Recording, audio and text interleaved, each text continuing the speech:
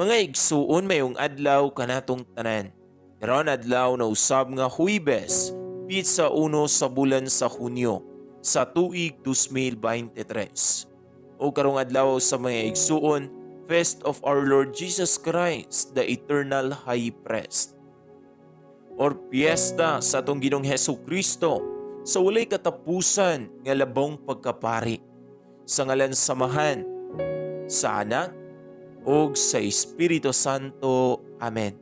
Ang Ebanghelyo kinutlo gikan sa basahon sumala ni San Mateo, Kapitulo 26, versikulo 36 ngadto sa 42. Unya si Jesus kuyog sa iyang mga tinun-an, mianto sa usa ka dapit nga ginganlag Getsemane, og mingon siya kanila, "Panglingkod kamo dinhi, samtang muadto ako didto ug magampo."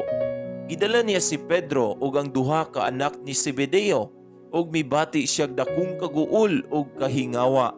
Og mingon siya kanila, "Hilabihan ang akong kasubo nga daw mamatay ako. Pabilin kamo dinhi ug pagtukaw uban kanako."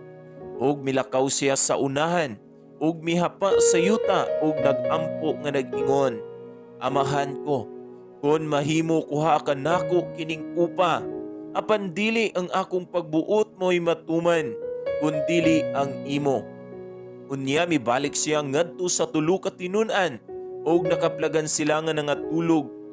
Og siya mingon kang Pedro, "Nganuman nga kamong tulo wala makatukaw uban kanako, bisag usa lang katakna.